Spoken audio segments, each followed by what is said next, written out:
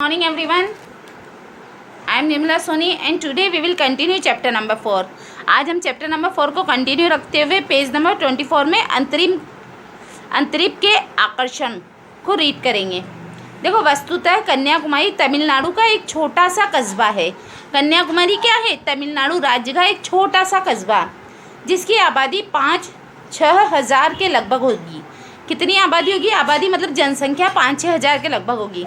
यहाँ का भूभाग कुछ ऊंचाई पर होने के कारण आंधी, तूफान एवं ज्वार भाटा में समुद्री लहरों के प्रकोप से हर तरह से सुरक्षित है।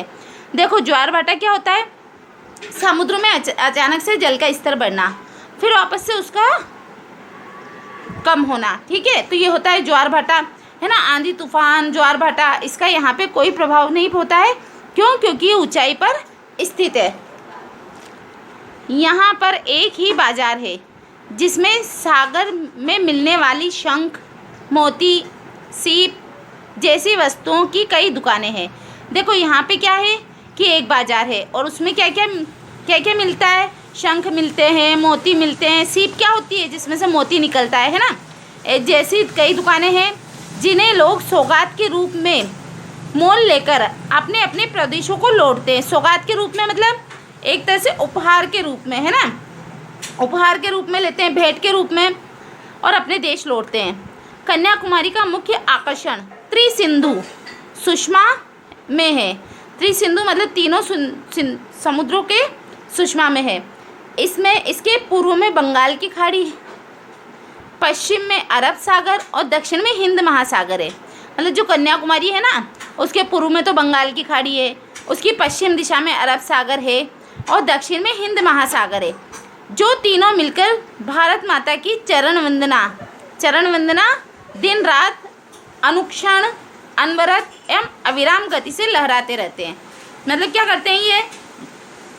देखो, इनका हर एक का अर्थ देखना।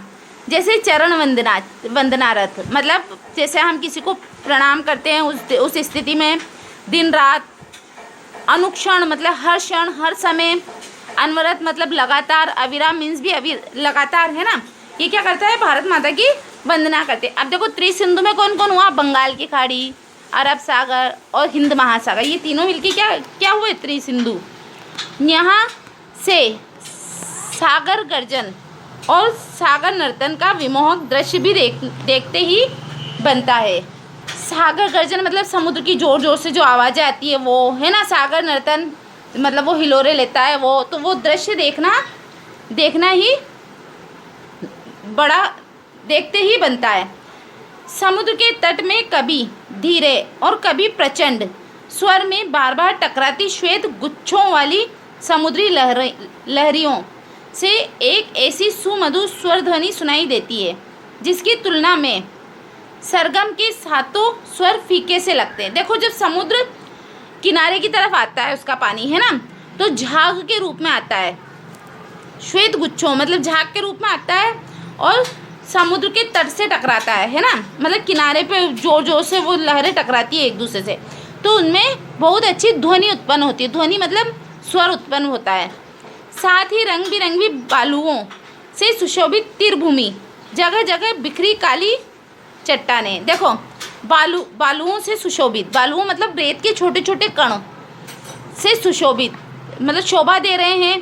तीरभूमि, जगह जगह बिखरी काली चट्टानें, किलोमीटर तक दूर फैली नीलवर्ण जल राशि तथा त्रिसिंधु में यत्र तत्र डोलती नावों को देखकर प्रगति प्रेमी दर्शकों का हृदय प्रफुल्लित हुए बिना नहीं रह सकता। मतलब देखो, यहाँ पे बालू का रेत भी ऐसी चमकती है हीरो की तरह, है ना।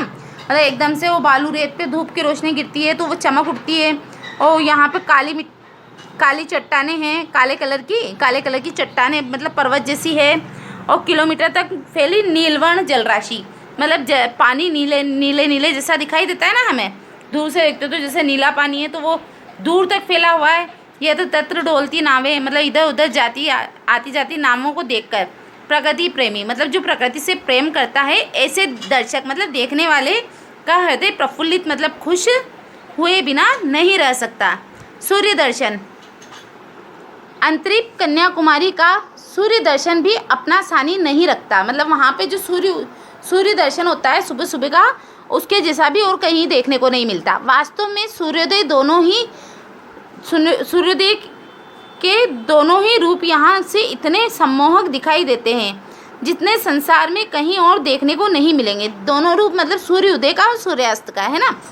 विवेकानंद शिला मंडप से होकर जब हम कन्याकुमारी के घाट पर पहुँचे तब अस्ताचलगामी मतलब अस्त होने वाली सूर्य की जल विहार को देखने के लिए बहुत से लोग पहले से मौजूद थे। जल विहार मतलब सूर्य जब डूबता है तो ऐसा लगता है जैसे वो पानी के अंदर जा रहा है ना।